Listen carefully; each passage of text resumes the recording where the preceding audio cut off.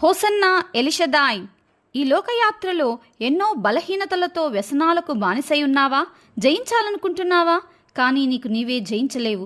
మొదటి నరుడైన ఆదాము ద్వారా పాపం మనలో ఉన్నది. మన బలహీనతలతో సాతానుకు ఉన్న అస్త్రాలైన నేత్రాశ, శరీరాశ, జీవడంబము మనల్ని లాగివేస్తుంది.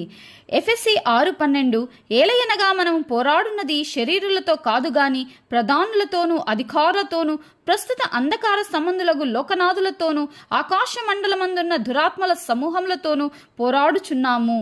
అయితే నీకు శుభవార్త, యేసుక్రీస్తు ద్వారా జయించగలము. యోహాను 16:33 నేను లోకమును జయించి ఉన్నానెను.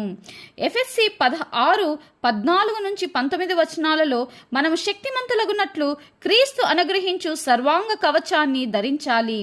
మొదటిది నడుమునకు సత్యమును దట్టి కట్టుకొనుట. నేనే మార్గము, సత్యము, జీవము. యోహాను 14:6. రెండవది నీతియను మైమరువు తొడుగుకొనుట. రోమా 5:9. కాబట్టి ఆయన రక్తం వలన ఇప్పుడు నీతిమంతులముగా తీర్చబడి మరింత నిశ్చయముగా ఆయన ద్వారా ఉగ్రత నుండి రక్షింపబడుదుము. 3 పాదములకు సమాధాన సువార్త వలనైన సిద్ధ మనసును జోళ్ళు. రోమా 10:15. ఉత్తమమైన వాటిని గూర్చిన సువార్త ప్రకటించు వారి పాదములెంతో సుందరములైనవి. కీర్తన 34:14 సమాధానము వెదికి దాన్ని వెంటాడుము. 4 హెబ్రీ 11:1 దుష్టుని అగ్నిబాణంలార్పుటకు విశ్వాసమను ఢాలు.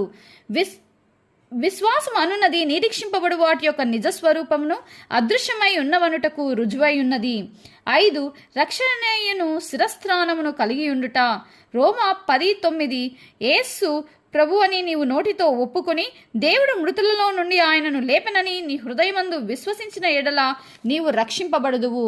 6 దేవుని వాక్యమును ఆత్మ ఖడ్గమును ధరించుకొనుట.